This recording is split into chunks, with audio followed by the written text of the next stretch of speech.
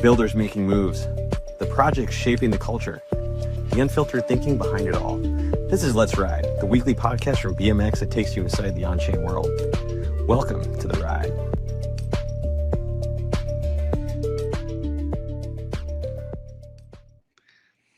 Hello, GMBM everybody. We have a very special Let's Ride for you today. We have Meowphasaurus, the co-founder of BMX, with us live here today. He's going to be voice doxing for the very first time. So this is a very special moment, not only for the BMX team, but for the base community. And we have a lot to dive into today. So Deez, I'm going to pass it off to you to do our disclaimer. Yeah, you bet. I'm super excited today. The privilege of the silky voice of our co-founder here is no longer our privilege alone. So I'm excited about what we're going to get into today and just updates on BMX. Of course, anything we say today, it's not financial advice. Please do your own research. It's all for educational purposes only. And then we just got through our Sherlock contest, had over 300 plus submissions, but we have to go back and forth with the judges and kind of weed through that and see what's really quality, what's sticky, and then we'll just an ongoing relationship there and communication to figure out what we need to dive into. But really great participation. Happy we threw the second audit at it. And DeliSwap should be around the corner, the trademarked soon as always. But yeah, devs, not only internal devs, but external devs as well on the auditor side are looking at it, and I'm excited for what's coming, but without further ado, yeah, let's get into this. Get a little drum roll, you guys. Like you said, years in the making. Is this thing on? There we go. What is happening? Crypto Twitter, base, the builders, the creators, the people who show up every single day. I'm so happy to be here. This is a big moment for me personally. Been building on base for a long time, been building in crypto for a long time, and ready to join the conversation. Yeah, and I just want to say for those of you tuning in who just to help kind of zoom in on the significance of this, Meow has helped. I was just talking on Twitter Space about this before we went live here. He has supported communities like Thank You Base God. He's been championing the efforts of Thank You Base God, projects like Topi, so many different NFT collections, and is a believer in supporting and showing up for community and for creators. So just want to let you guys know this is a very big moment. So if you wouldn't mind sharing this stream out, sharing with your network, and reposting the room, we'd really appreciate it. And Deez, I'll pass it back to you. Definitely. So I think every great story starts with the origins, and what's great about especially Meow, you've had so much of your literature is on Twitter, and people have seen it and followed the story, and the lore has grown and have followed the work over the years, and your involvement in projects, not only with philanthropy and advising, but also just pushing the edge with cutting edge tokenomics architecture and really focusing on long term. And all of that came from somewhere, right? It just didn't happen overnight. So let's hear it from the cat's meow. How did you get into crypto? That was good. What were your early inspirations? And I'll let you take it from there. Yeah, I think I'll take it actually a little bit further back before crypto. And I kind of want to start there. We'll start at birth. Yeah, I mean, that's what has, I think, really shaped me and influenced me into my philosophies with crypto. And really that kind of begins in high school. I mean, just wanting to work and being, someone who didn't come from a wealthy family, a family that wasn't networked at all, just, lower middle class, you could say, and wanting freedom, wanting financial freedom and feeling, the limited opportunities available without, having finances or without having, that type of support. And so when I was 15 and a half, I got a job right away with a work permit and, worked. I mean, I worked 40 hours a week in high school, took AP honors classes and just hustled, man. And I, worked that job for a really long time. In the summers, I would do like 60, 70-hour weeks. And just this really deep, drive of just wanting to work. It's kind of where this all started, I think. Before that, I was really deep in gaming, so in Counter-Strike and World of Warcraft. Um, I played Cal. I don't know if any of you guys remember Cal, but Cal P, when Cal P came out, played on a team for that a little bit, and then got into World of Warcraft and raided really, really hard as soon as the game came out. Um, the guild I was a part of was like server first for everything on our server. And just this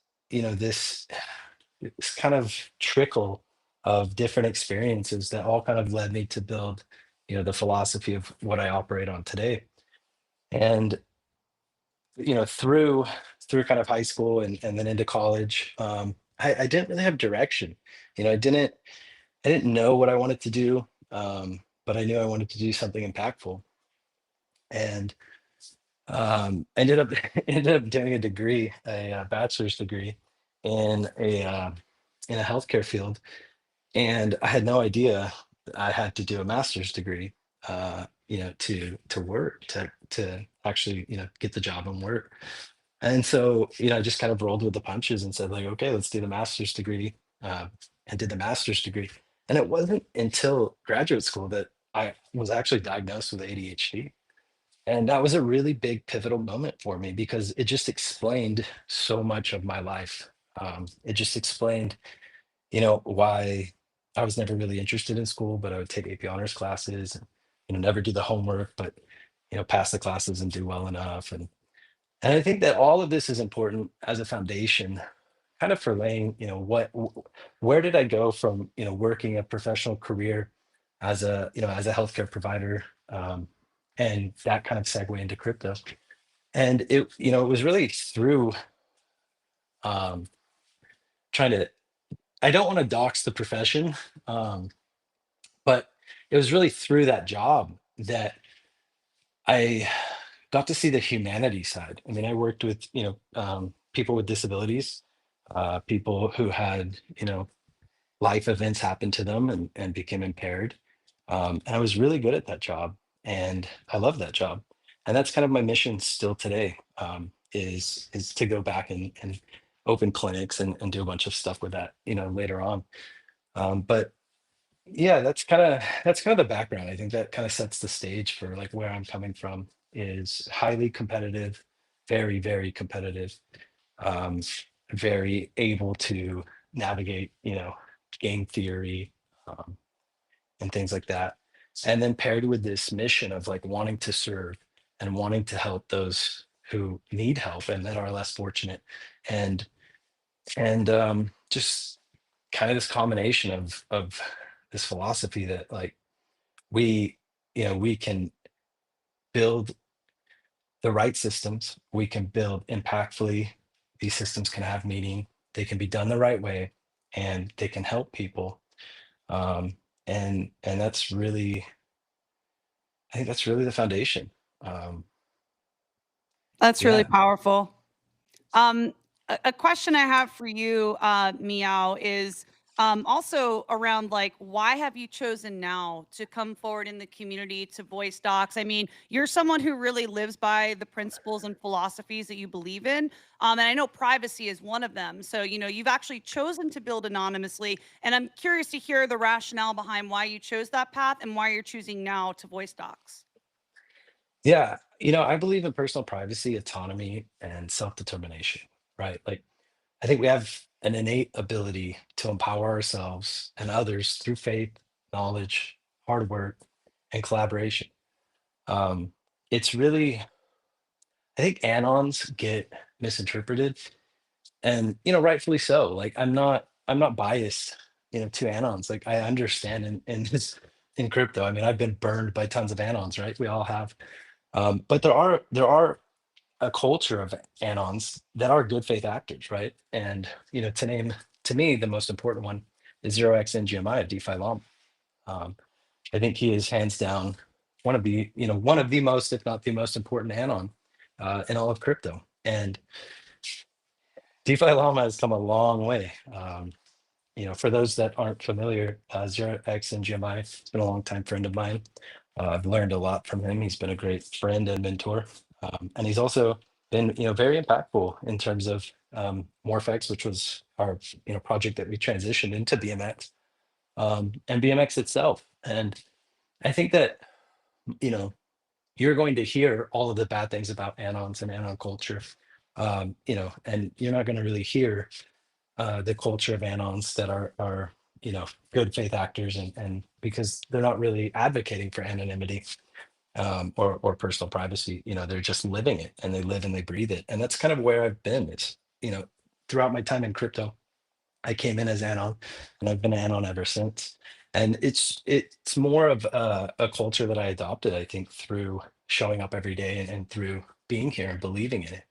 Um, and that was before building. I think before, becoming a builder, and being in the crypto space as a trader and whatnot.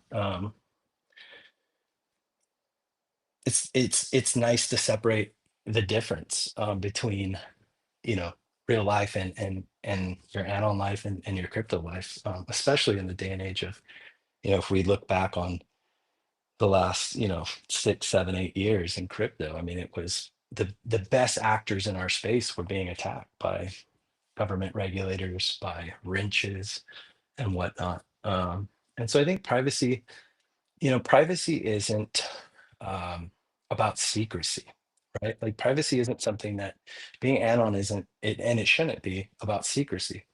It's about having and protecting your ability and your right to operate in the space without outside influence, without, um, without being pressured. You're able to speak your mind, and you're able to say things freely without undue influence, or without, other consequences or severe consequences. Um, and so I think that, a lot of people, and I get it. I mean, I completely get it. And that kind of answers your question of, why am I choosing now to come out and talk, is because I think that now we're in a day and age where, to onboard the next billion people, trust is going to become very important, and proof of work will become less important. And trust in this, day and age, and in this society, is built on personal connection. And as much as I can write, tweets, and write threads, and write posts, medium articles, etc., people are reading less, right? Like, literacy is down across the board. And TLDR, people don't want to read. And so I think that, with the emergence of voice adoption, to scale and to take BMX where BMX needs to be, um, I have to ask myself, am I willing to compromise some of my privacy to support BMX, and take BMX to the next level? And I think that's really the question that I had to sit down and ask myself is, do I prioritize my personal privacy over taking BMX to the next level? And that's a decision that I didn't take lightly, but I'm here, and I'm excited to be here. And there's a lot I want to say. I am so tired of having to only write it, and I'm excited to talk with everyone. We've opened the floodgates, you guys. I'm so excited. And Meow, I'm so proud of you for Jesse talks about putting the team over the individual. It's like you have made sacrifices individually to do what's best for the project, and I just really admire that about you. So yeah, just proud of you, man. And Deez, I know you probably got a lot over there as well. You want to go through? No, yeah, it's definitely. I mean, I mirror Meow's take on. What he was defining is, the word sovereignty, right? And so much of crypto is based on sovereign wealth, and trying to create systems that free the planet, because wherever our micro, environments are, and where we live, a lot of places are more oppressive than others, and they're under, oppressions, maybe not directly, but by their, their fiat currency systems that they're in, and all that. So there's so much of that as is operating as an anon is with sovereignty. And then, for listeners out there with the trust situation, there is a sweet spot, I think, in when you're evaluating a trajectory of an energy, a trajectory of a company, especially run by humans. A biggest attack, or a huge attack vector or vulnerability, is the psyche of the people running the operation. And so having some layer of anonymity, I mean, I carry a pseudo, but I've been to lots of conferences. I've established the trust layer of working in the industry for a while, and a lot of people know what I look like. And if you're at a conference, I'll probably meet you. But that's not the case, with the internet. There's a lot of different attack vectors, and so when you have a team that have some pseudo anonymity, it reduces the attack vector, the attack surface, I should say, on the longevity, I would say, of the team's psychology. Because when we attach our personal identities to this and we're in critical roles, if something happens and breaks that individual that is tied to their social media or their life or their family and things like that, that can have a real threat on whatever they're working on. And so having this kind of pseudo layer of anonymity actually provides a really fantastic resiliency to a project. I mean, assuming of course the actors are good, but I would say that yeah, having this kind of at least one layer of defense creates an incredible psychological defense, and puts people in positions that they can work through really volatile times at a high performance, and that should make everyone feel really good, right? That a team is taking those precautions and can fulfill a level of energy to accomplish a mission. I think that's what it's about. So just to add on to that, but this is definitely I agree with Meows. all of that. It was just a direct question on anonymity, so I had to pipe in there. But on that note, before we get into deeper stuff, I do want to touch really quickly on how we got to the big fat white cat. Oh persona. yeah, the person. Because yeah, if we get too far away from that topic, I don't know if we can bring it back, but I definitely want to Yeah. cover it. It kind of just developed naturally. Obviously, I like cats. I have a lot of cats, and yeah, cats are just kind of my thing, man. I mean, cats are huge across the internet, obviously, and so I don't know. I just kind of chose like a big fat white cat as an avatar, as like an identity, and I thought that it fit me pretty well. And yeah, that's kind of where it's at. Just the big fat white cat, and yeah. I do want to circle back though. I can't stop thinking about something that you said, Dees, in terms of anonymity and protection. Anonymity, it removes distractions, right? And it forces attention to focus on proof of work and the demonstrated actions of people, and for everyone to form their conclusions on those actions and on that work. When you're outspoken and you're willing to call things out, right? And as you see them, you can attract a lot of bad faith attention and intention from other people who are associated with what you're calling out. And I think that, people, uh, let's see, how do I say this?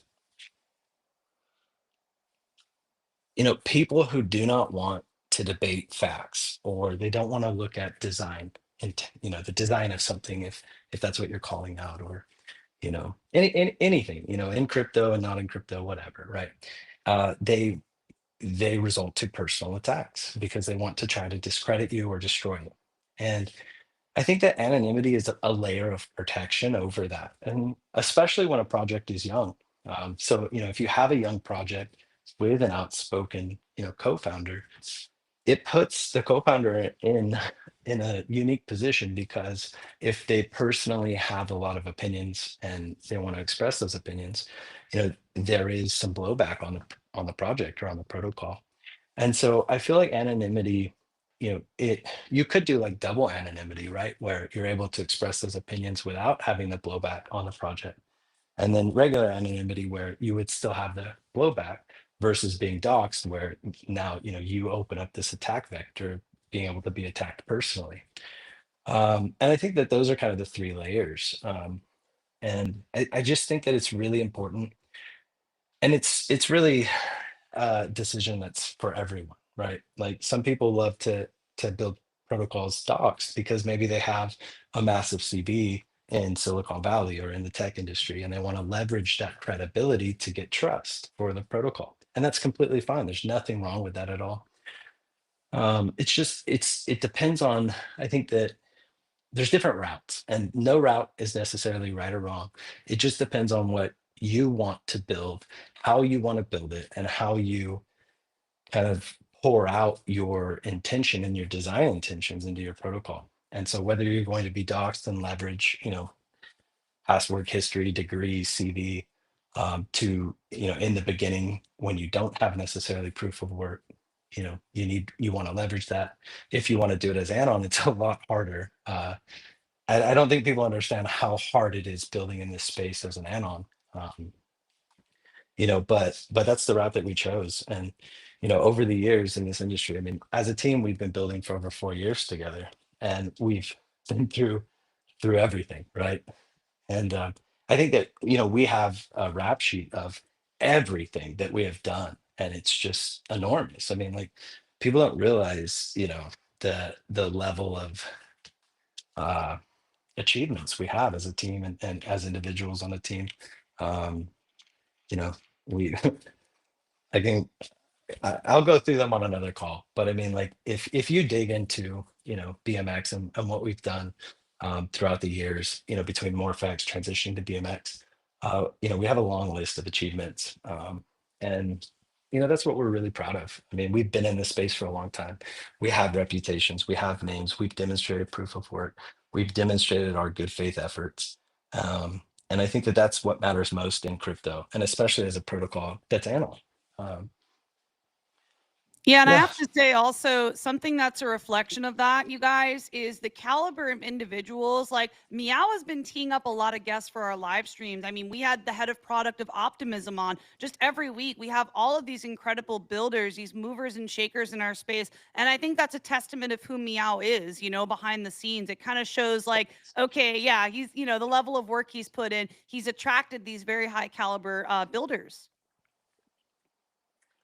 yeah. I mean, I've been in this space a long time, and so I've had the pleasure and really the opportunity just to meet so many people and connect with so many people. And I do private voice calls all the time. I mean, I've been on the phone, with tons of teams, tons of people, tons of builders. Um, so it's not like no one's ever heard my voice. Definitely been on the phone, and in fact, I prefer being on the phone. Um, but yeah, I mean, it's time, I think, for the people, though. I'm ready to talk to the people, and I'm ready, to really show people. Like I said, I think moving forward, trust is going to be very important, because people, they just don't have time, right? They just don't have time to do due diligence. Even the people who spend, the majority of their lives, they work full time in crypto. They're No one has time now to do due diligence. I mean, no one reads docs. Even 6 years ago, people hardly read the docs. And so I think that teams and protocols have to find a way, to convey the docs, convey, these different risk factors within their protocol design, etc.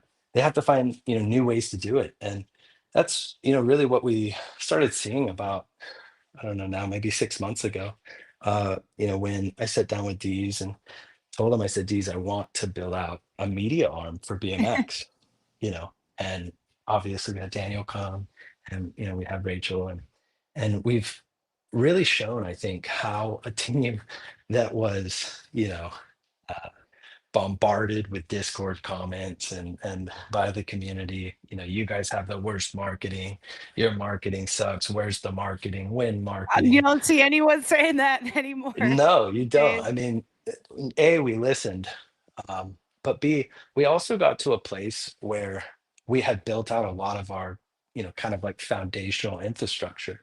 And as a small team that has never raised, VC funding, etc., it's you have to focus on, where are we going to focus our efforts to have the most impact? Are we going to, spread them out across all these different ventures, or are we going to say, let's build the meaningful infrastructure first, and then focus on, the distribution and marketing? And that's really the route we went.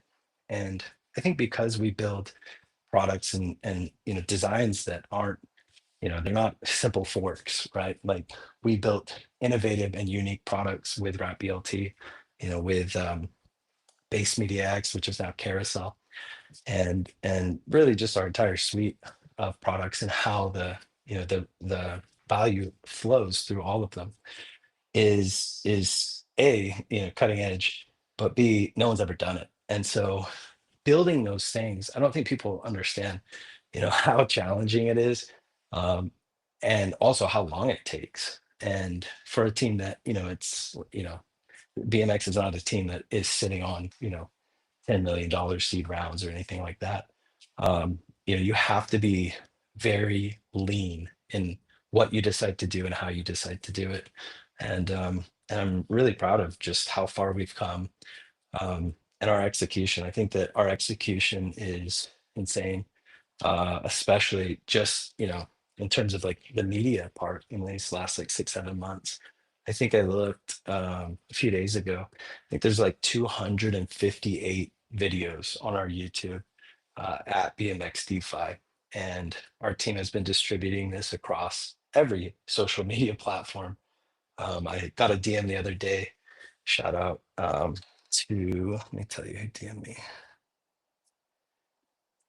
Toady Hawk. Shout out to Toady Hawk. Oh, we love Sent me a Cody. yeah, sent me a TikTok video and said that I guess the algorithm did its job, and he got served a BMX DeFi video on TikTok. Let's go. That's Yeah. awesome. So things like that are really, I think, what speak volumes about how hard we've worked to, create this media arm.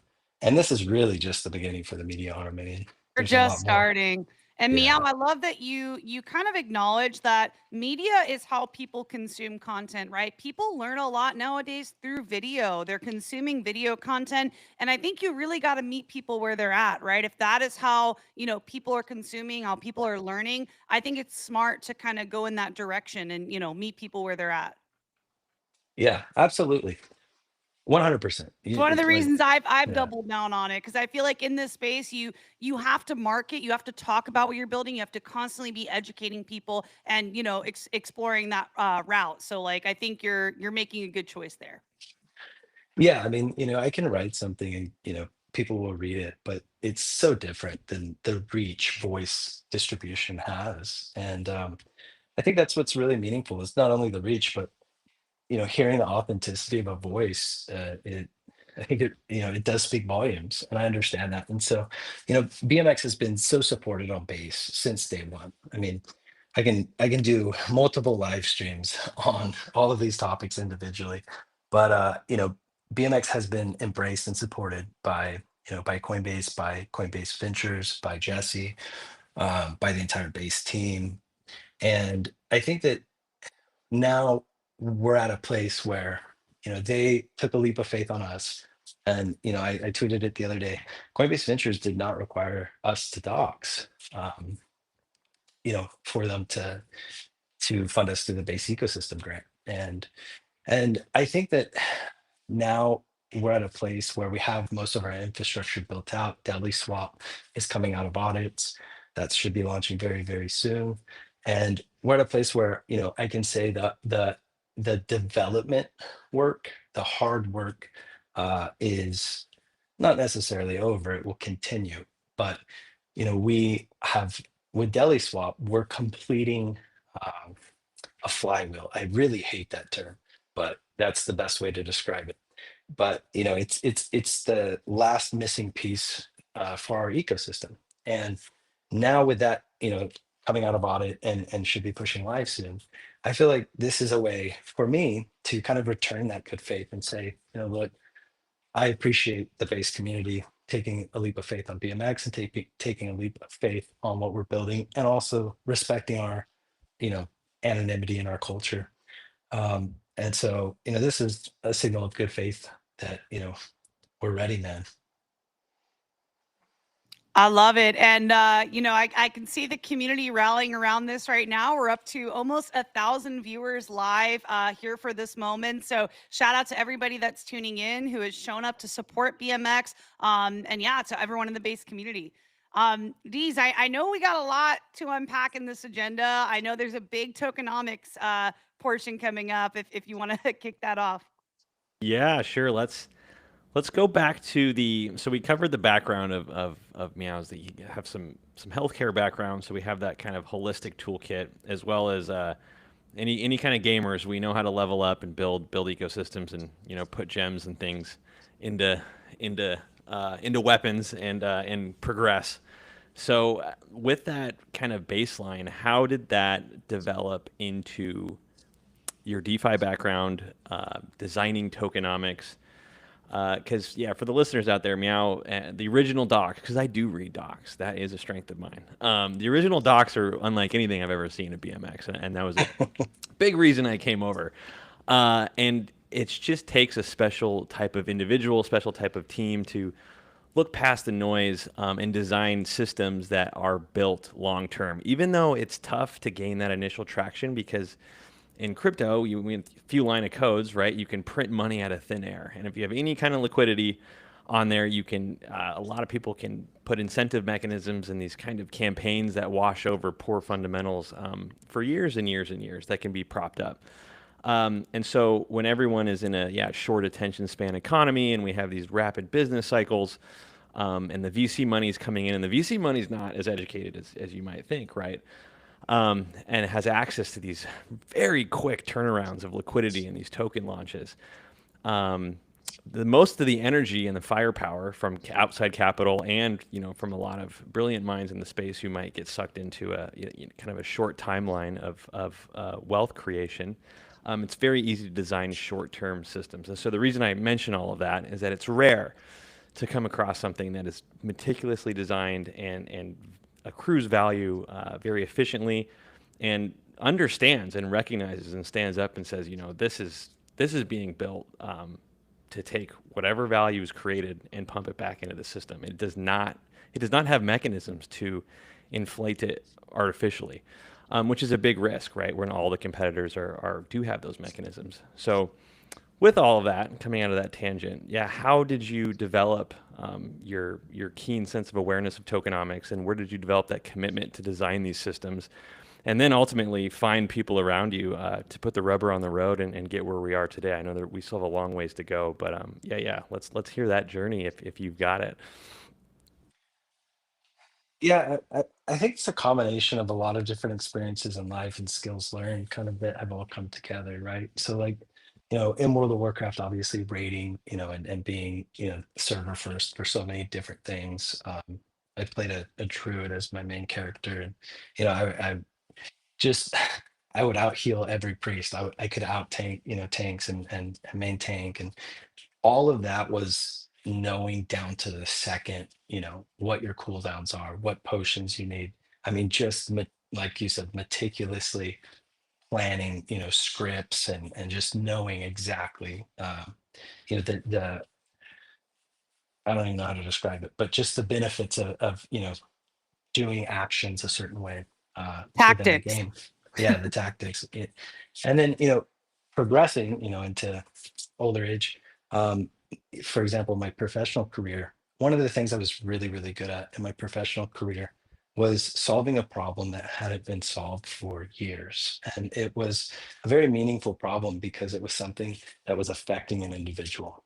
And I think that you know when you're changing behavior, and it's so hard to change behavior, and it's so impactful when you're able to solve a problem and change someone's life and meaningfully change their life, and give them the ability to do something that they weren't able to do prior. And I think that kind of that, and paired with just the ADHD, to be honest, just this intense focus, this ability to hyper focus, which I think is a gift.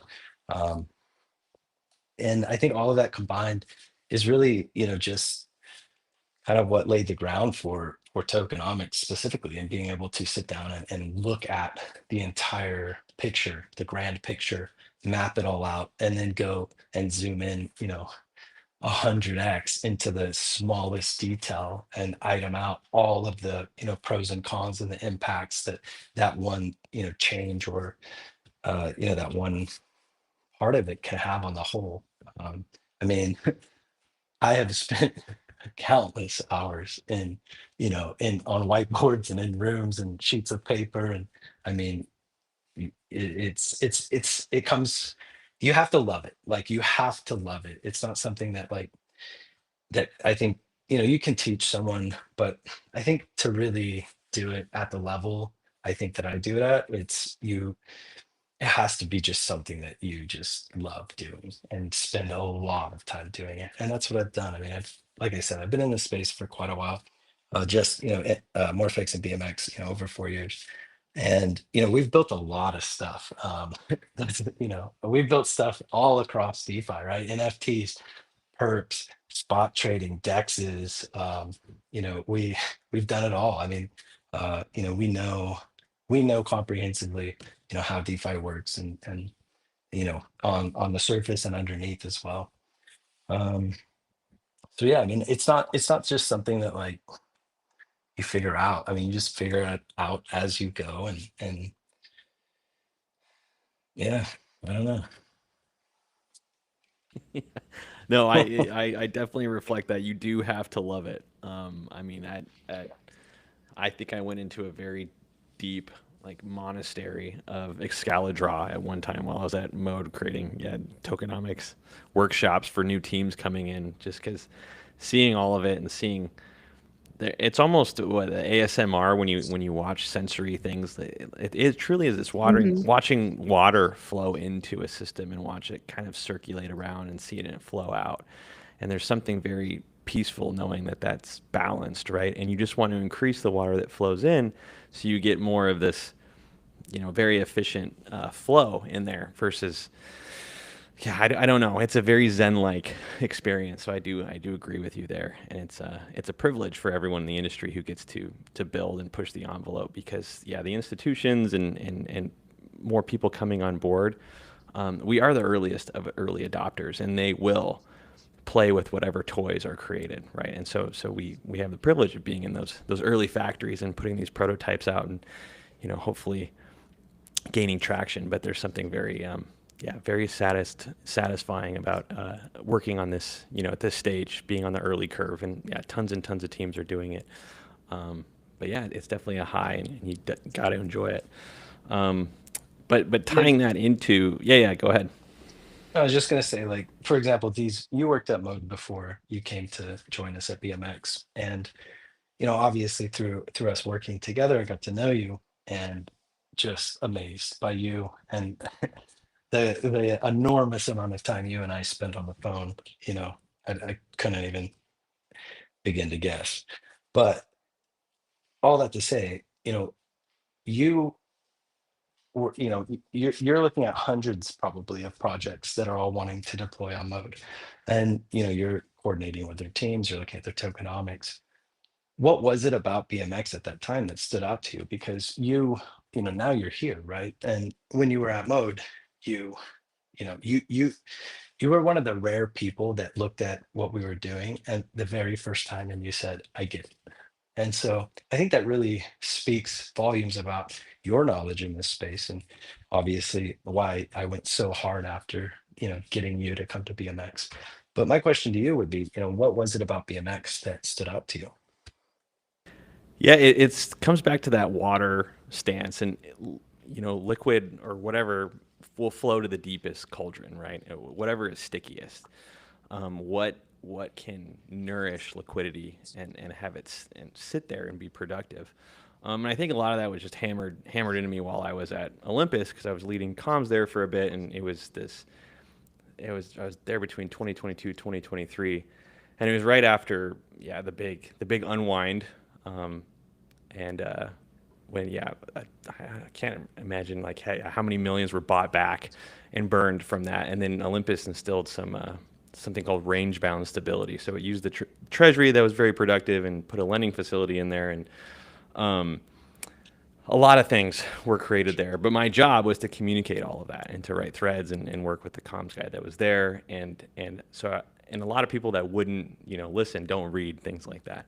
And so it came from that background of becoming very sharp on understanding how tokens flow in and out of economies and what creates useful systems. And what it might not be the sexiest thing on the surface is actually incredibly attractive underneath because you see the longevity of it, you see the resiliency. And then especially in a volatile market like crypto where you see all these, you're on CT and you see the next flavor of the day that comes in, it's like what has the capability to withstand that? And so once that instinct is ingrained, you can't unlearn that. and you get a kind of a disgust for things that are more short term and things that won't last because, I mean, we're humans and we only have so much time and we have to contribute during this age of innovation. And so if we're spending our time on something that's a flash in the pan, that doesn't really sit right? If we're looking back on our contributions to the state, because sure, there might have been a lot of value extracted or wealth generated, but if it was for something that, wasn't useful, that's not very fulfilling. And so coming back and reading the BMX docs and seeing how it was built upon a centralized or a central source of liquidity, that was a sink. And in the L2 space, where you have dozens and dozens of chains competing against each other and throwing incentives at very base pairs, right? We're attracting very vanilla liquidity over to the chain and try to make it look attractive for enough users to come in where you hope some of it sticks. And that playbook is really tough. You can play it, but we need something that is bespoke, something that is a really nice sync. And BMX had this wBLT, a base liquidity token, a BMX liquidity token, which had the blue chips in it, which had assets in there that were productive and were a sync. And the ticker is unique. It is wBLT. And so when newcomers come in, not only can you sync liquidity into their assets that they want to see, but they can fall in love with a bespoke ticker. And that ticker hopefully, identifies with whatever ecosystem that's in. And that can create sticky liquidity because the way BLT is designed is with the order routing and the counterparty design with perps, which all of that just means that it's attracting fees naturally without incentives, just by straight up use of a protocol that's not only attached to it, so the BMX products, but also auxiliary activity. So from a chain level, I mean, that's the dream, right? Especially when you're competing with other chains. You say, okay, if we can lock in this sticky liquidity and combine it with a governance system. So, I mean, shout out to Aragon. So we were working on a 1-2 punch there that would have just, oh my gosh, on paper, it's a Marianas Trench of liquidity, because it's very hard to compete with that when you build these bespoke systems out. But you need those powerful Lego pieces to put together. And so it's pretty easy of the decision to make of where to go is it's not necessarily of like who you like and what. Of course, I love working with the builders, but the tech is what really does attract. If we're playing long-term games, and that's what I'm attached to, is it's got to be something that has resiliency. And yeah, it's a young protocol and it's very agile. And it all comes down to that sandwich, man. As soon as I saw it, I was like, these docs were not spit out by anything. Someone put some thought into this. So let's build this around sandwiches. And yeah, that's why I'm here. And at Mode, we had the Mode liquidity token, which is a melt. It's also a great analogy. But all the tools and fundamentals are still there. So I hope that answers your question. It was very long-winded, but that was the attraction, the smell of bacon, if you will. Yeah, I think sandwiches got a really bad rap on Ethereum, and I think we need to kind of get some credit back to sandwiches. We got BLT. Little blob sandwich. Yeah, I mean, Rachel, where do you want to go with this? Do we want to dive into tokenomics, or? I do want to say one thing, because you asked Deez why he was inspired to join the team, and I would love to share what has excited me. When I work on teams, I know Deez gets excited about the tech. I get excited about the people. And Meow, I shared a DM with you and said, when I spoke with you on one of our first calls, I could tell that you're the real deal. You can hear the passion, the dedication, and 1,000% conviction from this man on this project. And, that's something I saw in Jesse when I first got involved with Base. It's something that really inspired me when meeting Meow and made me want to check the project out a bit more. And, that's how I am. I mean, I'm here for the people. I love the community, and I bet on those people. And, that's what's excited me about BMX is the people, and you got Deez on the team too. So yeah, I mean, just really good people all around building this. Yeah, no, it's good to have the tip of the spear though. They don't build founders like Meow anymore. No. You need that absolute tip of the spear. So it's good to be here. We have arrows, I think, that can fly fast and far, but you got to get through that initial surface level, wherever that is. So I think we've got all the pieces here. Absolutely. And yeah, I'd say, you know, BMX has been moving very strategically, like taking its time with doing things like the audit, right? I mean, they've been making sure, you guys, that everything is covered, right? With the launch of DeliSwap. And I like the fact that this team is, you know, kind of slow and steady and strategic. And it makes me feel like, okay, this is a project that really cares about the users, people who are showing up. So yeah, that's something that excites me as well. Um, I know we touched on privacy a bit, and I do kind of want to talk about the industry more at large, Meow, and kind of share your thoughts on how do you feel about the industry moving forward with regards to privacy, you know, trends, challenges, and opportunities, and yeah, kind of your thoughts in general around privacy in the space. Well, first, Rich, I just want to go back and say we are so excited to have you. Oh, Uh, thank you. like when obviously, I think I got intro to you through D's, but obviously when we met and I started following you, it was like a no-brainer. You make me blush over here, man. No, I mean, you just know, right? And that's something I've always said at BMX is like we really do look for exceptional talent, and it's really hard to find. And the thing about finding exceptional talent is they only need to be exceptional at the job they're going to do. They don't need to be exceptional at everything. And I think too often people are looking for, exceptional talent in all domains. And that's just not necessary. And you guys give me a lot of credit, as a co-founder, and for BMX, I'm just loud and outspoken. I mean, that's part of the ADHD is just wanting, I'm just loud, right? Like, We have a lot um, of parallels there. yeah, and my mind is obviously just constantly racing and thinking about different things and wanting to talk about those things. But BMX, is so much more than just me. And I really want to take a moment to give credit to that. Morpheus, who is our co-founder, um, man, I just have so much respect for this guy. And he and I still to this day are enemies. Like he has no idea, what I look like. We don't do video calls. He doesn't know my phone number. He doesn't know my name. So I mean, we have been building together every day for 4+ years, and none of that mattered. And I think, you know, well, there aren't a lot of projects. I mean, Anon culture is pretty much dead at this point.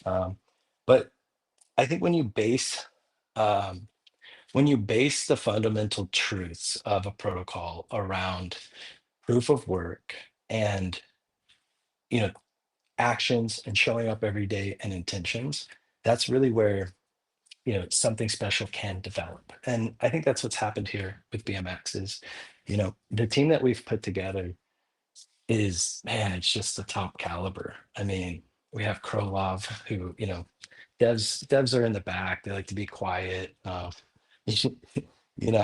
actually don't hang out in the dev chat too much because I distract them. I'm always trying to talk to them about stuff.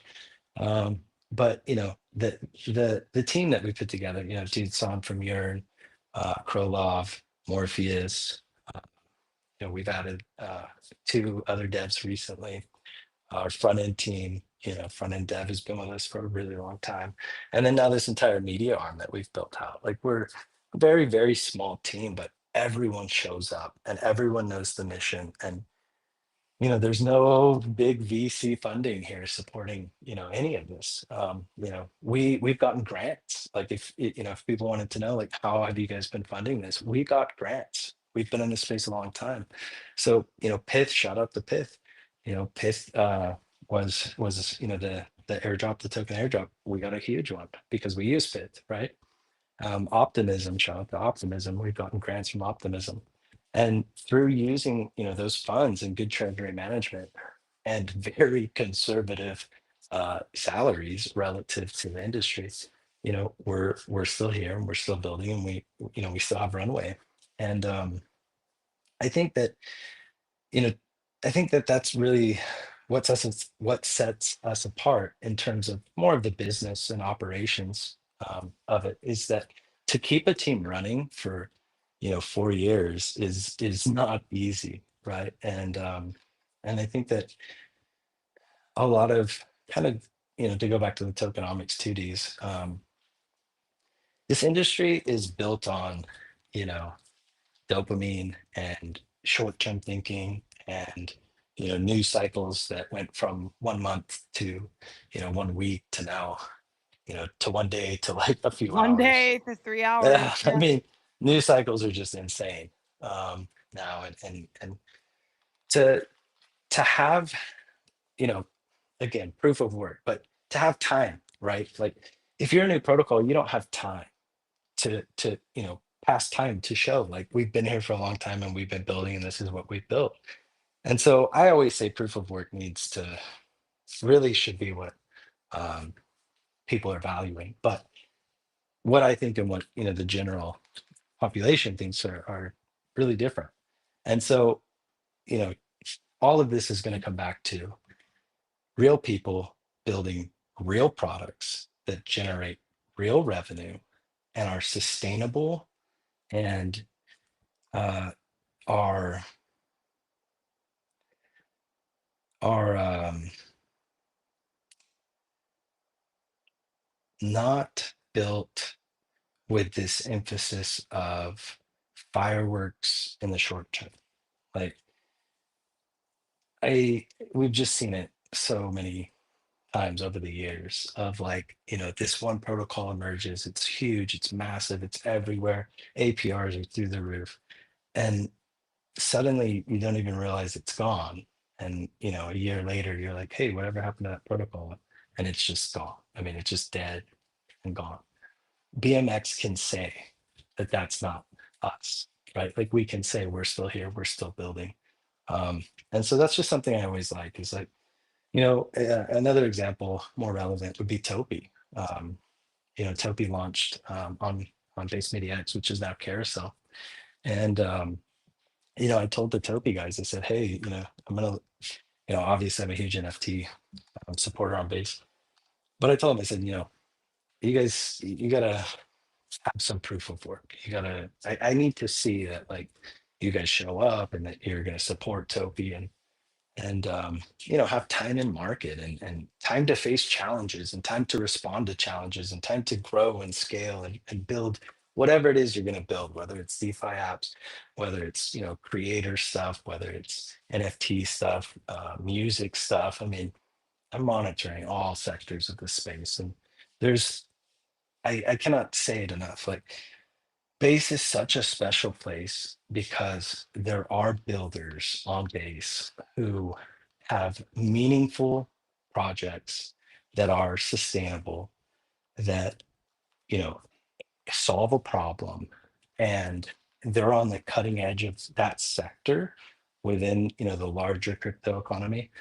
Um, and I don't see that happening on other chains. You know, obviously we were on Phantom prior, um, which is now Sonic, and then Mode. And the caliber of builder on Base is just insane. Um, you know, there are insane builders, obviously, on mainnet and, you know, on other chains and legends. I mean, just complete legends that I have a lot of respect for. But in terms of like the new era of builders, the new era, you know, not kind of like, you know, the DeFi summer legends and stuff like that. If we're talking, you know, new era builders who are, you know, coming into this industry and saying, I want to get involved, I want to build something meaningful, I want to solve a problem. I there is so much talent of that new era builder that is on Base. And it's just great to see. Yeah, you're absolutely right. And there are a lot of people that I value so much in the Base community. Just really good human beings who show up to support one another. And yeah, it makes sense that BMX has made Base its home. And yeah, Deez, I'm not sure where you want to go from here. I think maybe we should touch on what excites me now about BMX. Yeah, I think we can open up that can of worms. I think we've been dancing around it. for We could sure. probably do 'Cause an entire hour-long stream yeah. on that, or multi-hour long. I've actually heard multi-hour long calls on why Meow's excited about BMX.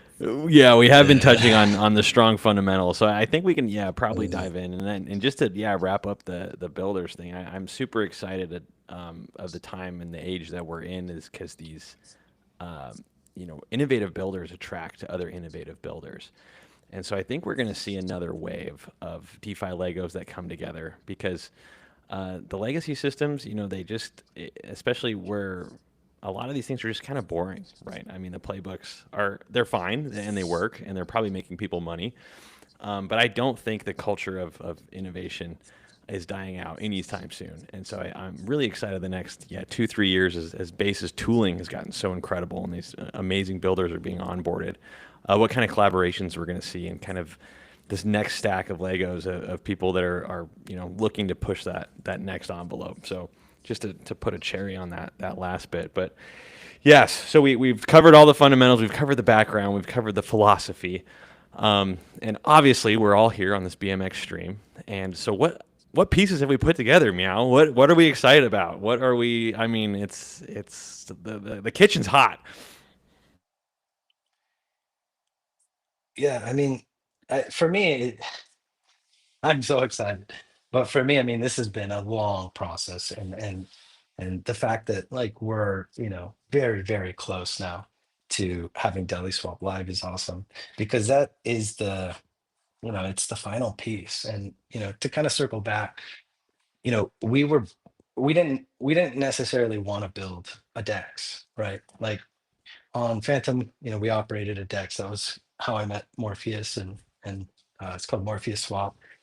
And you know, we've operated a DEX, and that wasn't actually our intention, um, to build the DEX. But the reason we did was because we were on a platform and we were distributing protocol revenue, and the whole model was built around distributing protocol revenue to our native LP, which would be BMX wrap BLT. And suddenly our ability to do that was taken away from us, and it was a decision that we we didn't have any ability to appeal or really negotiate with, we tried really hard to, um, and that fundamentally, mm, I mean, it would be like if you had a stack of Legos and you just took the foundation out, right? Like it disrupted the entire model, that we had at the time. And so really, how we build is we build, anons, decentralized, permissionless. Those are our values. And so we said, we have to build our own because we have to be, and everyone, not only us, like we have to have a place where you're, you're not going to have some other entity be able to affect your protocol and your design to such an extent. And that fundamentally it comes back to us, right? Like maybe we were naive, to think that we could scale out wrap BLT on another DEX, but ultimately technology advanced and Uniswap v4 arose, and Uniswap v4 introduces that ability. And that's what I love about Uniswap is, yes, I understand the Uniswap token. Everyone understands the Uniswap token, and all the, if you don't, you can go check it out. But all the different policies and opinions and everything, I understand it. But fundamentally, it's tech, right? Like Uniswap is extremely decentralized and permissionless. And that's where the value is at. And I think for other builders who are coming into this space, it's a costly and important lesson to understand that if you're building on top of something, you need to make sure that what you're building on is concrete, is strong, that it is not sand. And that's what DeliSwap's going to be.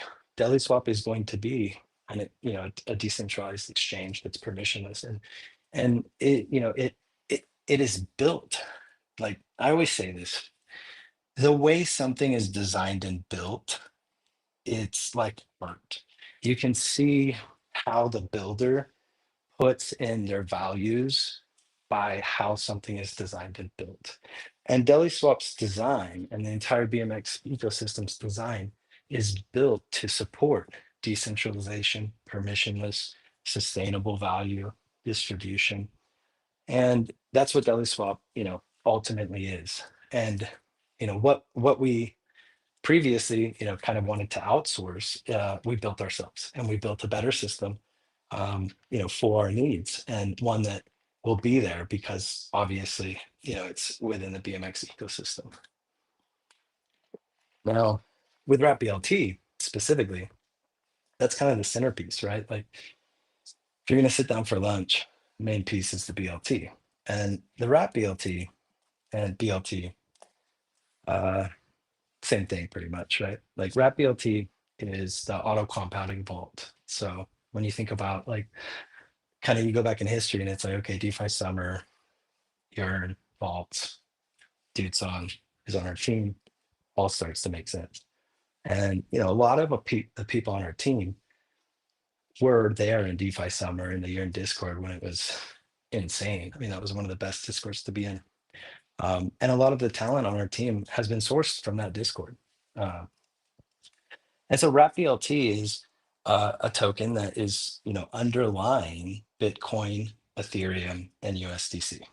And previously, it had a lot of other altcoins in it because at the end of the day, it's market making liquidity for perps, right? So what we did was we said, GMX built an amazing product, GMX V1. We're going to fork GMX V1. We're going to create BLT, which is the equivalent of GLP. And then we tested a bunch of things. We tested having, altcoins within it, as more of just like a standard GMX fork, for perps and stuff.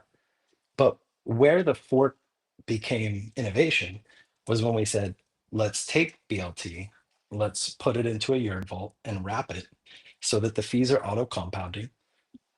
We make it composable, so it's transferable, and we made it collateral, so you can borrow against it.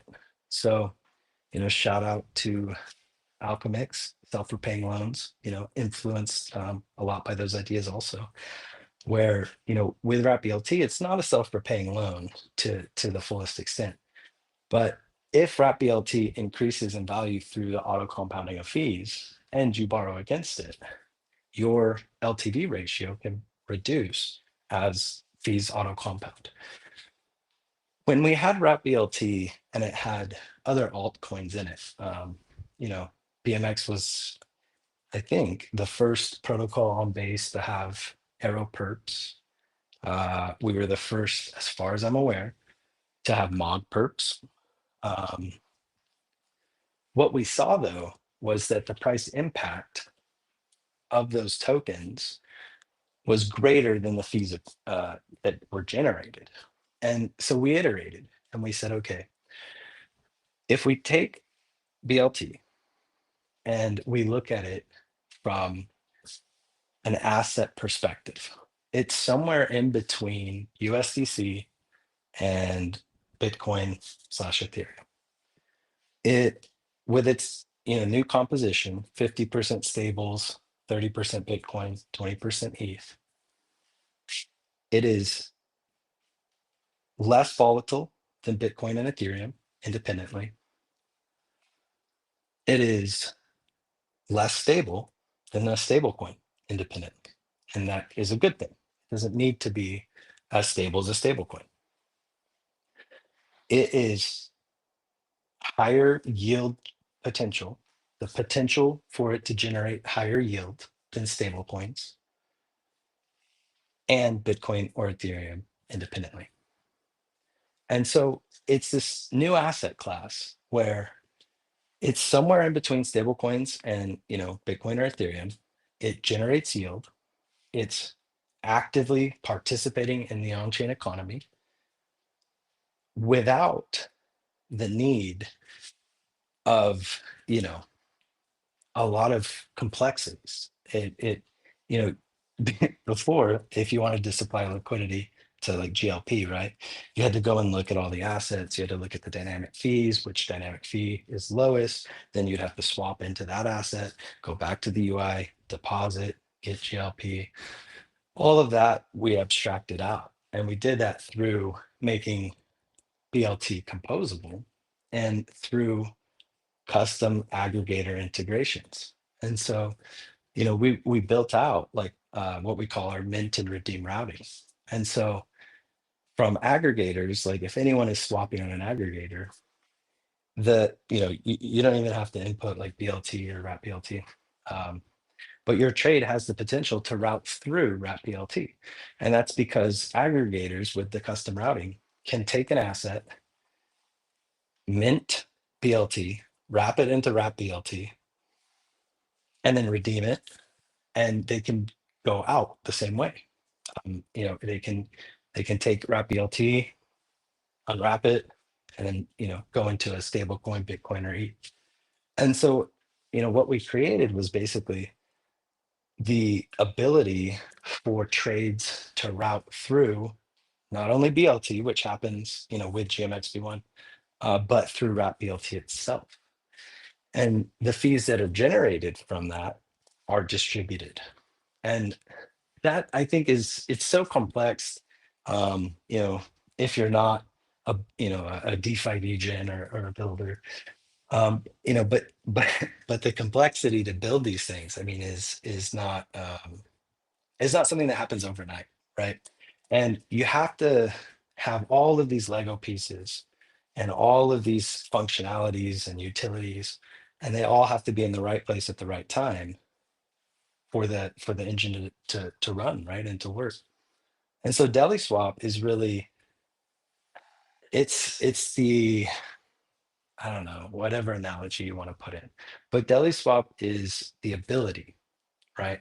DeliSwap functionally, besides that it's decentralized and permissionless, and that protocols can pair with wrap BLT, which is like pairing with USDC, Bitcoin, and ETH, that is productively working for you, and all of the BMX products route revenue into wrap BLT.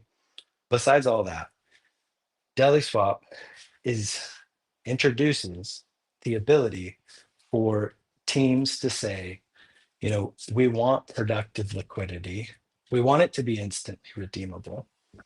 We want it to be an index of blue chip assets that is generating revenue.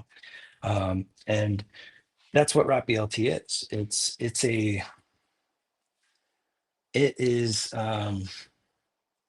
just, I think it's going to be easier to define for everyone, once DeliSwap is live, but it's just it's a new innovation for DeFi. It's a new way. And I think, that kind of circles back to this new era of building where we're going to see new things come up and defining them.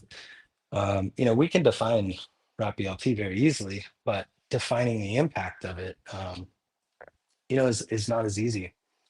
And DeliSwap is going to do that, right? And that's what's exciting, is DeliSwap is going to take the stamp and say, so it be sealed. Wrap BLT is a base pair asset, and anyone can pair with it. And the base pair is generating revenue from all these different sources, products, and it's instantly redeemable. It can be collateralized, and yeah, it's just, I'm excited, man. I'm so excited for this to be live. I feel like we need another live stream to to go through everything and cover all the excitement. Yeah, Alright, it's sure. true. We can definitely keep some in the tank. I don't think there's any reason that we have to beat the dead horse too hard. Yeah, I mean, one thing is that I can do voice calls for hours, right? Deez knows that. I mean, Deez and I can do 3, 4. Morph and I can do like 7-hour calls sometimes. And I think that, I don't know. I think that this is the first live stream of many. And I think that as DeliSwap launches, everything's going to start to click for people. Wow, Yeah, I and if feel like you know the what, community. if they're curious too, I mean, just go check out our Our X YouTube account. channel and We've our got yeah. we've got encyclopedias on the YouTube right now. So yeah, as much as yeah, it's there's enough carrot for the curious out there. If they're listening right now and they're like, what is this? What is going on? Yeah, we're not withholding it from you. It's just our somberness in our voice is that we've been from the top of the mountains for the past few weeks, it seems. And it's all archived on YouTube in podcasts, and um, yeah, it's gonna be great. I'm excited.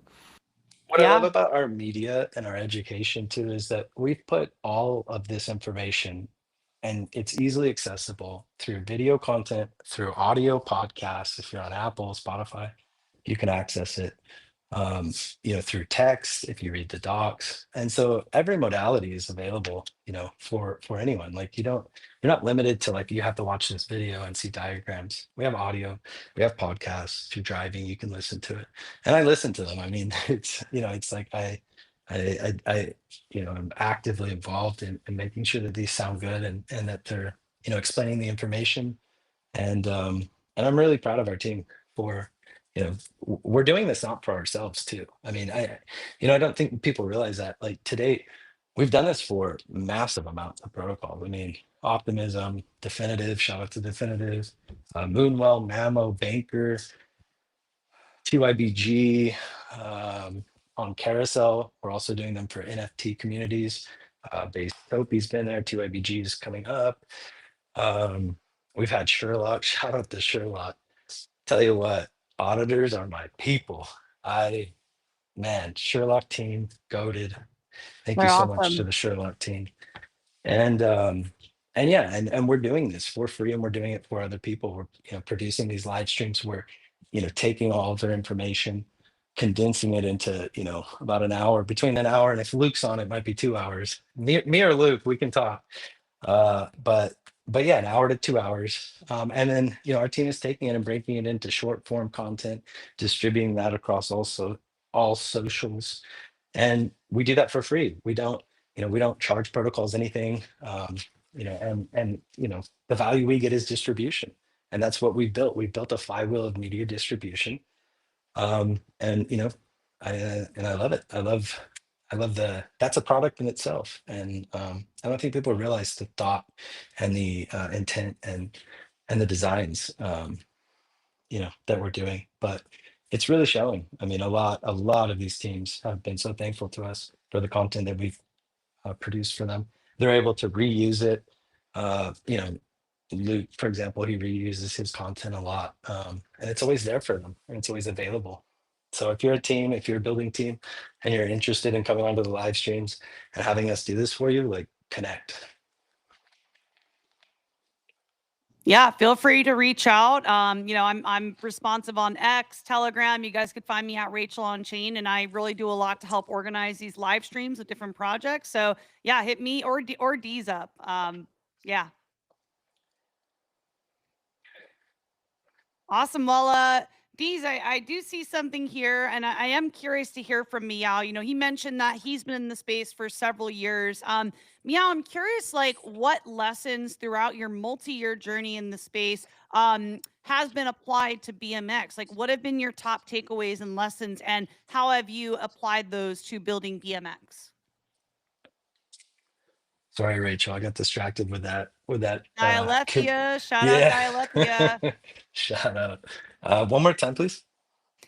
Yeah, so you've been in the space for so many years. I'm curious, what lessons have you learned throughout your journey, and how have you applied that wisdom to building BMX? Yeah, I think the biggest ones are you know reflected in BMX, and that's like build sustainably, build value systems that are sustainable, that don't rely on short-term emissions or unsustainable value. Even if that means that APRs are low, like that's okay. And if we go and look at our single staking contracts and the design around our single staking, you can see that reflected. And so our single staking contract, allows BMX to be staked, and then a percentage of um, protocol revenue is routed to it.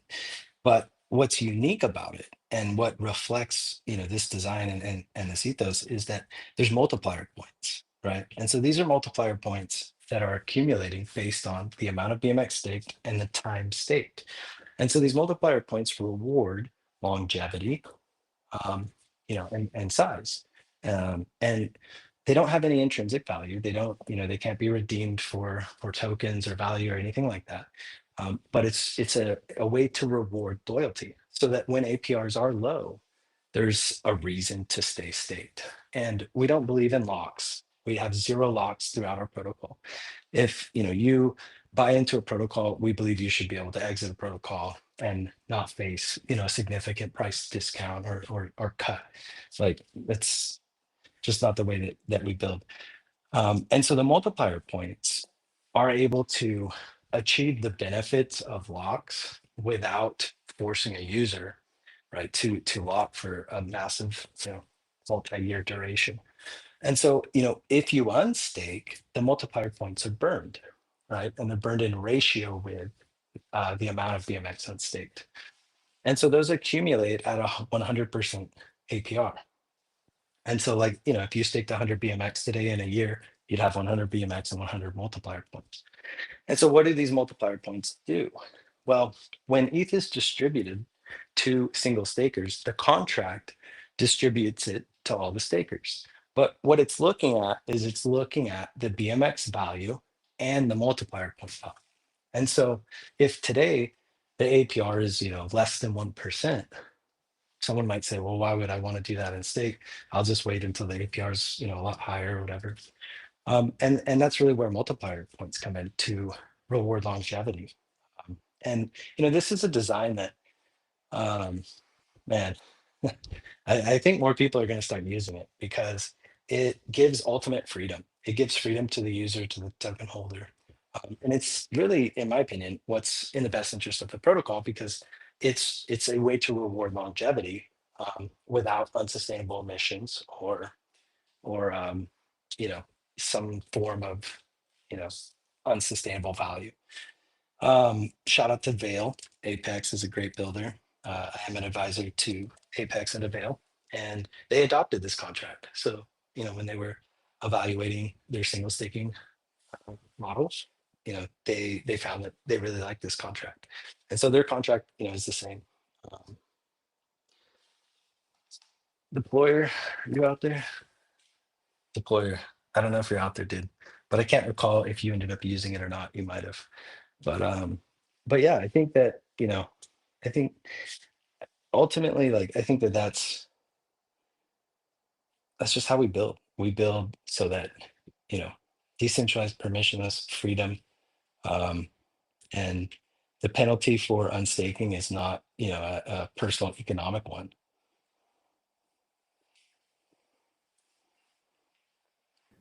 Yeah, I'm glad we touched on the staking because it's I think that is a big question we get quite a bit is people referencing the APRs and yeah, I mean obviously it's so simple. It's like, oh yeah, why is it low? But there's a huge underlying mechanism there that is rewarding those who are sticking around and kind of see the roadmap and it gives that ultimate freedom. Yeah, and just to kind of loudspeaker on this one, you have to harvest when multiplier points accumulate.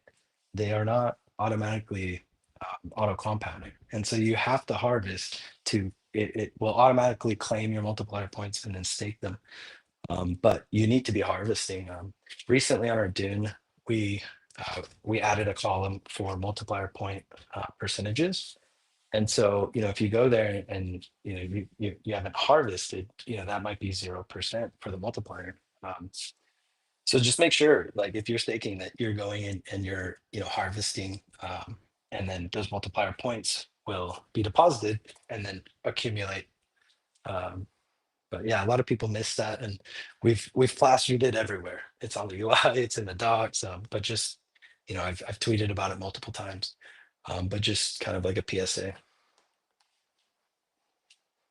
Yeah, and I want to welcome everyone at this point of the live stream. Like, if you have any questions, if there's anything that you want to ask Meowphasaurus, now is the time, you guys. We're paying attention to the live stream chat on YouTube and on X. So if you want to drop a question, anything, comments, if you want to chime in, feel free to drop in the comments.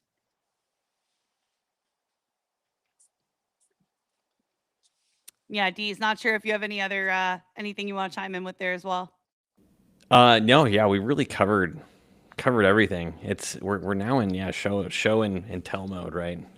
Just really excited to get Deli out the door and start wiring these things together, especially what we have in store with Carousel tying into DeliSwap, and then perps are just getting so hot right now, and we have those avenues cooking. But then there's just things on the horizon as far as like agentic flow and how people interact with perps and it's just really exciting. BMX is in such a phenomenal position, having so many Lego pieces underneath multiple narratives that it doesn't really matter if they're hot or not today, or tomorrow, or they fade out, because the fundamentals are still there and the product verticals are still there. In any given day, we all have 24 hours. Hopefully people are sleeping. I have to get at Meow. A little known fact: Meow does not sleep as much as you'd think. No. That's why he's so productive. He's using all those 9 lives. But yeah, it's great to be able to really wire things together and have so many avenues to build in dynamic market conditions. But yeah, DeliSwap is it's right there. It's right there. It's gonna be such a central piece. Can't wait. Yeah. Yep. Yeah, I just kind of go off that. I think that's kind of like my feeling too. It's like we have done everything over the last 2 years to, from the very beginning, those initial docs. Like, I love those docs. I wrote those docs, and I put a massive amount of time into those docs. And I think that over the last 2 years on base, we have really demonstrated, this is what we want to do. This is what we're doing. We build, we iterate, we build, we iterate. And it's been, this consistent, massively consistent process of us doing that. And now, we built the media arm, which is insane. I mean, from 0 to 1 on media and on distribution arm. And we didn't do it just for ourselves, we did it for everyone. And so I think we're at this point where, like, it's kind of like, yeah, wait and see. Like, everything's out there, if people want to go and learn about it. I mean, just so many resources, like I had already said.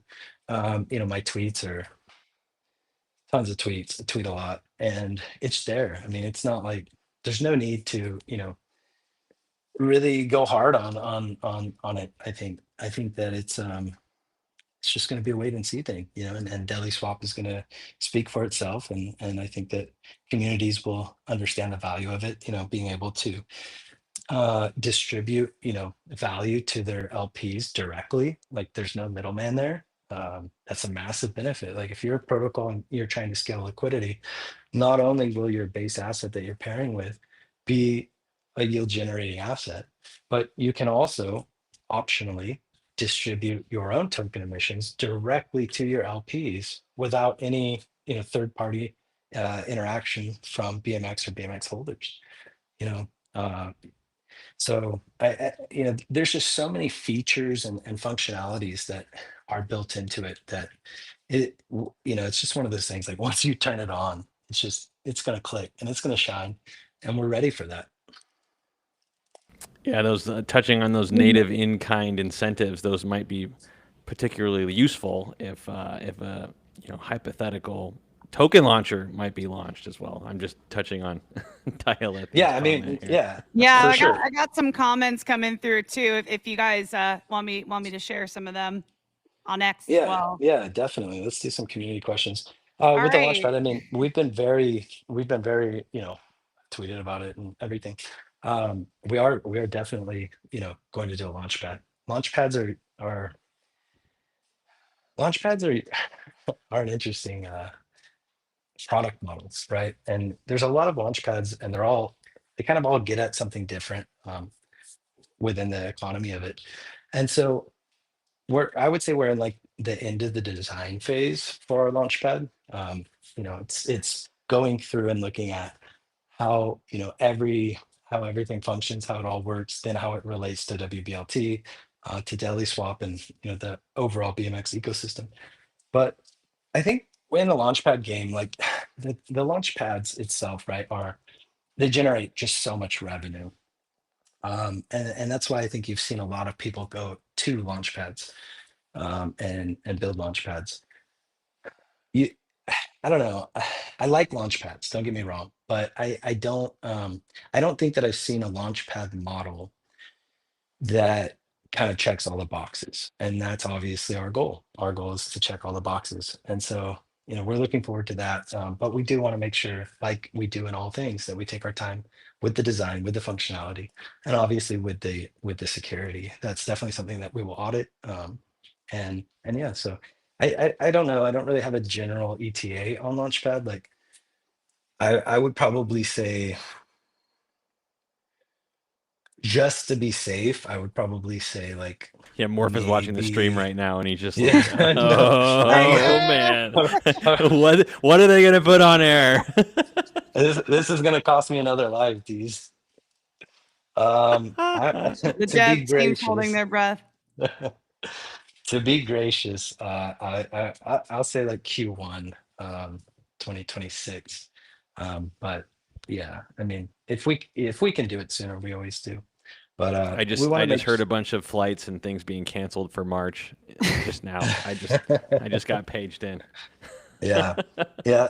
Launchpads are interesting, man, because it's like, you have launchpads that have just I mean, hundreds of thousands of tokens, and it's like 99.99% of them are completely worthless. They go to zero. Um, and that's not the launchpad we want to build. I mean, I think there's going to be types of launchpads, right? Like, within the general launchpad, there's going to be types of launchpads, and that do different things. And I think carving out, what our launchpad, will, well, if you're a protocol and you're launching, like what you launch on and how you launch will really play into like your success. And it's not just from a hype perspective, it's how the underlying liquidity fundamentals work. And so, that's just something that I think either a lot of people don't understand, or they're not focused on that. They're focused on, launching a meme coin that doesn't matter. So yeah, I don't know. For us, like we build meaningfully, and we want a launch pad where real projects, that are building real products and have missions, will be able to utilize to strengthen their protocol, and really set them up for success. And so, I think it takes time and meaning to build something like that, and Yeah. that's what we're focused on. And I have some comments here on X. I just want to shout out. We have Apex there in the comments. Apex says, this is on the X live stream chat. Great staking contracts, GG team, and thank you. Then Apex says, you can just compound things. MB says, interesting. Did not know about that new addition in Dune. And then MB also said the BFWC and wBLT combo will be BMX's edge in the Launchpad war. So those are all my comments on X. No questions, but just want to shout out our viewers today. Yeah, all those people are great people. They all support BMX, and they all support their own ecosystems, and we really value those people. And I mean, man, I just looked right now. I think 1,700 people. Let's go. It's insane. Getting close to 2K. Also, I got to shout out 0x Gaugy out there, man. I think he's been on just about every single stream we've done for BMX. So shout out to Gaugy, Dialethia, all the OGs that show up every single week. We really appreciate you guys. Yeah, Gaugy's a special person. He definitely has shown up, and not only for BMX but for base. And so And yeah, I definitely want to. TYBG. Yeah, TYBG too. But yeah, I like the way he thinks. Yeah, maybe I think Gaugy, we got to cook on some content someday, man. I've been seeing your stuff. Definitely would love to cook up some media collabs there.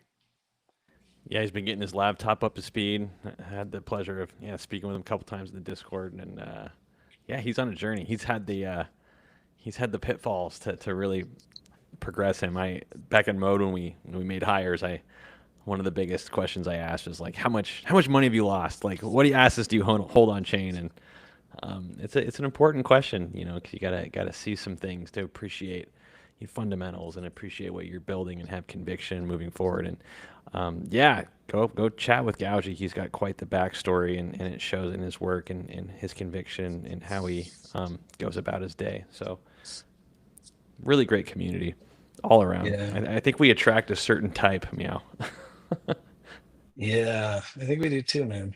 And yeah, I don't know. I mean, I can do this for hours, you guys, but you guys just let me know if we need to wrap it up or whatever. But if anyone else in the community has questions, like get them through. Our team will source those and happy to answer them. Yeah, I there's one just other person who just popped in, Pattern Integrity Films. This is someone who's been asking me about BMX for a while now, and I don't know what the intersection or crossover is here, but they've really gotten me more involved in entertainment, film, media stuff, and they were curious to learn more about BMX. And I know we're building out a media arm, so not sure what kind of crossover is there, but they just popped in as well in the listeners.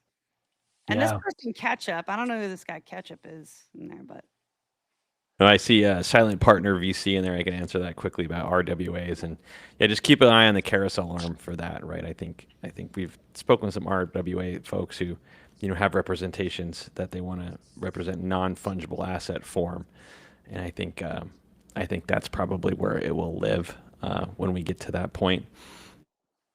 Yeah, carousel's interesting, right? So like NFTs are, man, NFTs are NFTs, right? Up, down, sideways, dead, alive. NFTs are crazy as an asset. And obviously, you know, I like NFTs. But what's more interesting to me is NFAs, and it's non-fungible assets, right? And so anything that can be, you know, put on the blockchain. RWAs, you know, I would consider those within NFAs. And Carousel, you know, and previously it was Base Media X. We renamed it and fixed all of the backend infrastructure that Base Media X was kind of holding us back on. And yeah, you'd be surprised. Shout out to backend developers. You guys have hard jobs and you guys don't get enough love.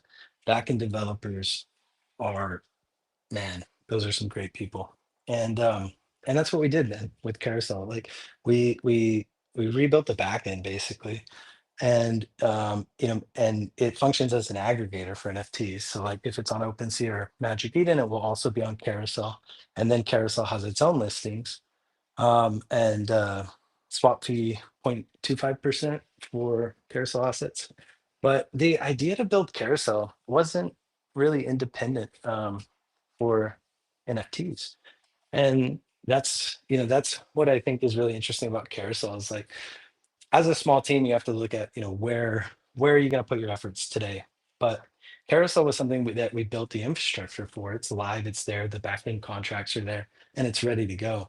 But we're going to return to carousel. I mean, in terms of, you know, our development focus, once DeliSwap's live, wBLT is going, you know, Launchpad, carousel will probably be in parallel. And but yeah, there's a lot of things that interest us with carousel, and you know, making it, you know, kind of like this mix of creator economy plus marketplace. Um, yeah, the tokenize everything. I love base. You know, I but I don't know if everything needs to be tokenized, and that that's a hot view, I know.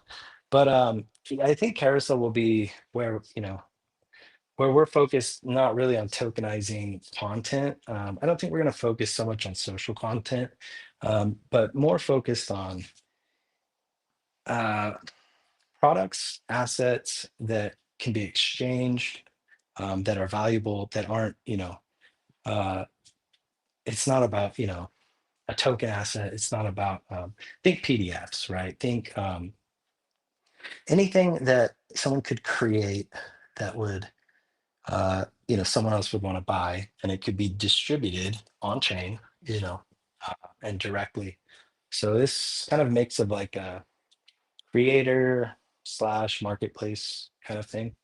And then it will obviously support NFTs. And then the RWA landscape is just massive. You know, Totally. Yep. RWA is massive, and so it's definitely an area that we're going to look into too. But I think fundamentally, what BMX loves to do is look across the entire market and say, what problems can we solve that we have the ability to solve, that we think we can solve, that we have the resources, the time, energy to do it, and where we think that we can be a leader in that space, and that that product will generate revenue that can go back into the entire BMX ecosystem, which distributes 100% of revenue. And it's exciting. It's exciting when you have a team that can build in so many different domains. Like, our team is not limited to just lending, or just DEX, or just perp DEX, or like, we can do everything. And we source talent that has this wide scope. So like, we're very flexible, we're very composable, and as a team, and we really pour that out into our products and how we build. 100%. And I was just reflecting on that. Like, I feel like we have kind of tapped into so many different verticals, right? With Carousel, the media arm, DeFi. It's like we're kind of operating and meeting people where they're at. And I really love that BMX is doing that. And I do have some love in the comments, you guys. I'm just going to read out some X comments really quick. So we have Gougy here saying, thanks, guys. Thank you, Base God. Dan Hendrickson, I call him Dan the Man Hendrickson, my mini app developer. He wrote in here, learned a lot today. Love the love for the space. And then lastly, we have a question from someone from the banker community, Stallone. Stallone asks, when can banker handle all of our staked BMX positions, etc.? Yeah, man, that's a good question. Yeah, I didn't get to talk about banker too much. I love Deployer. What a great guy. Love Deployer. And I love what he's done with Banker, and I'm happy that I've been able to play a small part in that. Banker is such an amazing product, and man, just the the rate and speed at which that team has shipped is so impressive.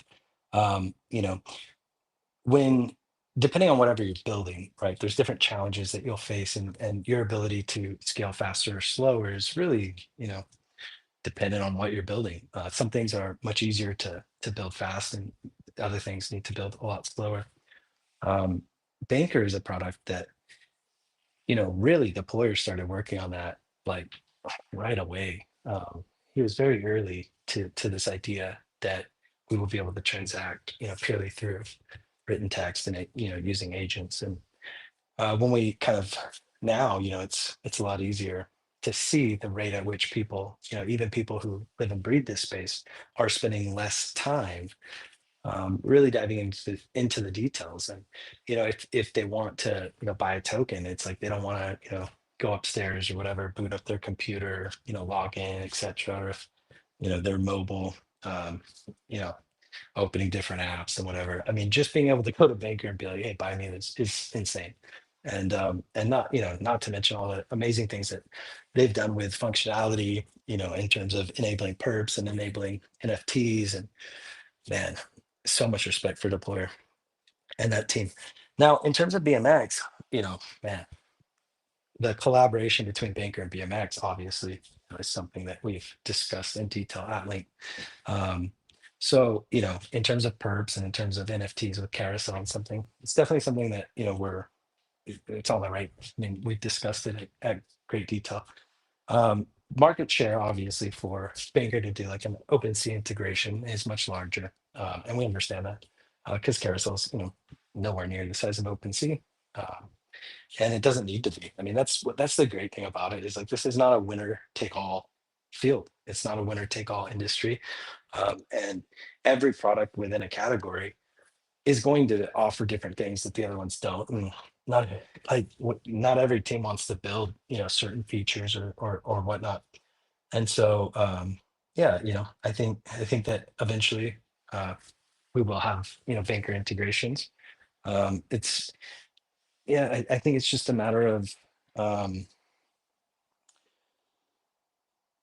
it's balancing what's in the best interest of banker with obviously what's in the best interest of BMX. And I completely understand that. And as an advisor's deployer, I recognize that, and I told them too. I think that you need to prioritize scale first, and you can come plug us in when we're ready and when it makes sense. So it'll be. I think it will happen. I mean, I'm not going to guarantee it. I think it will happen. Um, you know, just might take a little time. Hey, bankers, take my BMX. Yeah. Yeah. Yeah, I feel like you answered the question really well, Meow. And yeah, Stallone says thank you. And yeah, for anybody else that's tuned in, let's see where we're at. We have almost 2,000 viewers. You guys, we have 1,900 people watching live on X alone. That doesn't count the YouTube folks. So yeah, thank you everyone for tuning in. About 2,000 people. Yeah, thank you for sharing this moment with us. And Dee's, Meow, I'm not sure if we have any other critical like call to actions or anything we want to share. Yeah, I just want to do like a general shout out to some people. Definitive, amazing team, amazing builders. Love everything that they're building and doing. Vale with Apex, obviously, advisor there. 0x Deployer with Banker, advisor there as well. And then, man, Beebus. Talk about Beebus. We had him on the live stream recently. Just an amazing builder. He's been in the space for a really long time. If you don't know him, definitely check him out and what he's building with Codex and TYBG. You guys, the developer, or whatever you want to call him, the dude who launched TYBG and supports it. I cannot tell you how base this dude is. Like he is the definition of what base is all about, and he built TYBG to reflect that. And he kind of lives in the shadows a little bit, and so I hope with me coming on and doing a voice talks and stuff, he'll be inspired to get out there more. But yeah, I mean, he's been on our live stream, and you can check that out to learn more. But what a great guy. Him and we talk a lot, and I really like him. And yeah, man, just this space and specifically on base just has so many awesome projects, so many awesome builders. Luke, cannot tell you. Luke, shout out to Moonwell, Luke. Yeah, Mamo, Moonwell team, Mamo. Mamo. Yeah, I mean, I feel like I'm forgetting a lot of people right now, which sucks, but there's just there's so many people who show up every single day who don't get the credit that they deserve. And I think that's what we want to do. We want to support people who show up every day and who deserve a spotlight. So whether you're building, whether you're a creator or an NFT community, we're able to support you on Carousel. And if you're more like DeFi, we will, we'll support you on the BMX live streams. But whether it's the Carousel platform or our BMX live streams, we want to support you. And so, connect with us. There is, only kind of one spot per week for the BMX live streams. And then Carousel is not a live stream. So those ones we can do, a lot more at scale. But, whatever you're doing, find a way to connect with us, find a way to connect with our team. And, we want to help.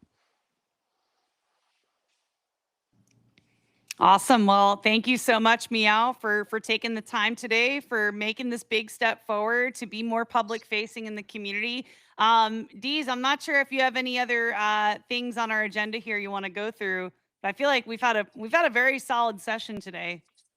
Yeah, we covered it all. I'm actually surprised we kept it under the time. 2 hours. Yeah, I'm glad. Yeah, there's so many things, so many rabbit holes. Yeah, Meow has such great insight on so many sectors of the industry. So I'm impressed with us here as a team that we kept it concise and covered as many bases here that we did, and but still, got a comprehensive overview of everything. But yeah, just the beginning of hopefully lots more to come, and just sharing more insights in the space, and it's just a privilege to have Meow joining us out here, because the written content is great, but having the riff and that the flexibility of audio and being able to pause and emphasize on things and iterate in real time is going to be powerful in communication going forward. So it's just super appreciate it, and excited for the next one, to be honest. Yeah, same. I feel like, around when DeliSwap comes out, man, we definitely got to cook on more content. Yeah, I mean, there's just so many rabbit holes to go down, and like each one, I mean, I could spend an hour or 2 hours on like each individual thing. And I mean, man, we probably will, right? Like we can do, you know, live streams, just on BMX staking, just on wBLT, on, pairing with wBLT, and just on routing, and just on the aggregation side. And I mean, unlimited opportunity. 100%. Well, for all of you that have tuned in today, let's see. I think we might be getting close. We're at 1930 viewers. Thank you to the almost 2,000 people that tuned in today, to our YouTube viewers, to everyone that shows up for us on the BMX team and in the base community. We're super grateful for all of you. And like Meow said, there's just too many people to shout out. But yeah, for all of you that are listening now and viewing live, thank you for tuning in. Yeah, Meow, any final words of wisdom or anything you want to share before we wrap up?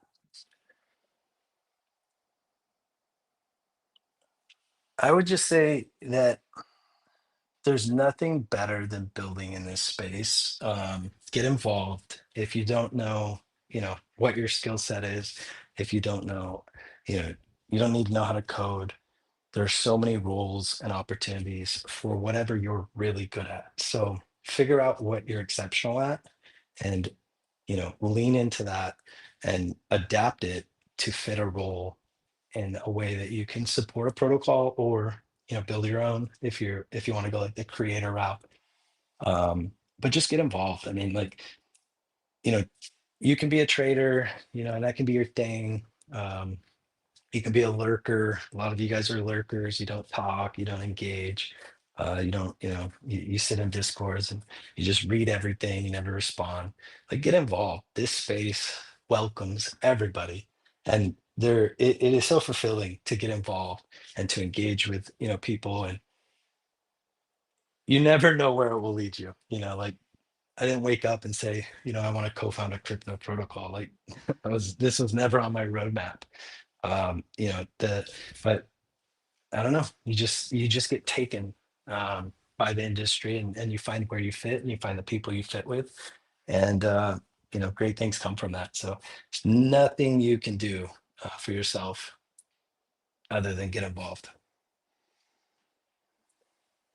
100%. Great input. And like Meow said, you never know where each thing will take you. I say this a lot, but I do believe there is a butterfly effect when you show up. It encourages other people to show up, right? And collaborate, connect. And you never know when you connect with a person if you might, end up working on a project, founding something. Like, it'll always lead you to the next thing. So shout out to the people who are showing up. Dialethia said in the comments here, he excels at lurking. Meanwhile, commenting throughout the live stream. I'd say doing a bit more than lurking, but yeah, we appreciate you, Dialethia.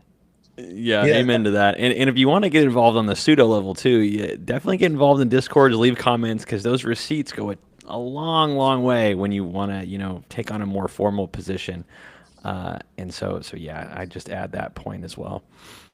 Yeah, involvement is definitely proof of work, right? Like, community members who show up all the time, like, they're often the ones that protocols are looking at to fill roles. And if they demonstrate value add, without any conversation, they just believe in it, and they demonstrate value add. That's a lot of protocol source from that talent. And I think it's the best way. I mean, it's the best way to figure out where you belong in this industry, is by getting involved, talking to people, sharing insights, and learning, reading docs. People need to read more. Like, people do not read. But Yeah, yeah. we switched our docs over to the like a long format Notion. So I did that specifically because regular docs that you see on like Git, it's notoriously hard to copy all of it. But where ours are on Notion, you can copy the whole thing, throw it in a ChatGPT, and you can chat with it. So that was done purposely as well. If you want to get a speed run and have a virtual assistant help you understand all of this stuff, it's in one place, easy to access.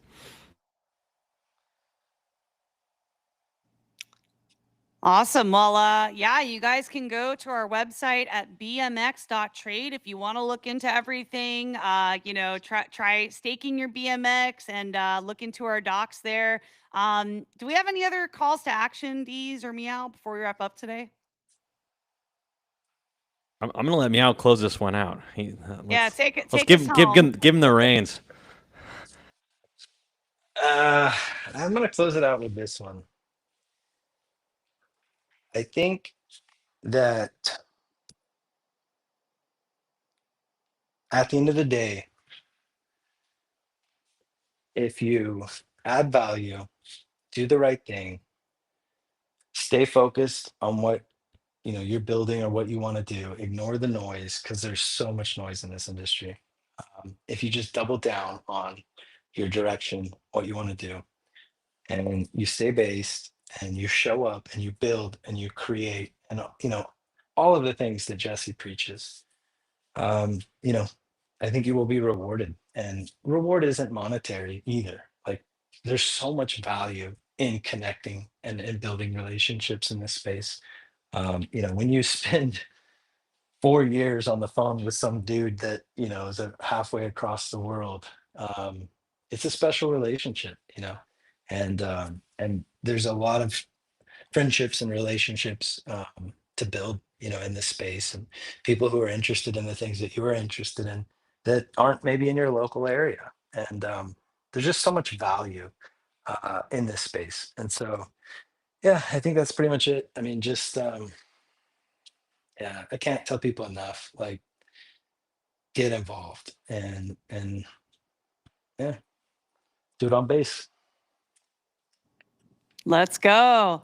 Awesome. Well, thank you again, everyone, for tuning in. We are extremely close to 2,000 live viewers right now. Thank you, everybody, for tuning in today. And Meow, congratulations on this big moment for you. And looking forward to doing more live streams and diving into more things like DeliSwap in the coming weeks. So, yeah, you guys stay tuned for more content.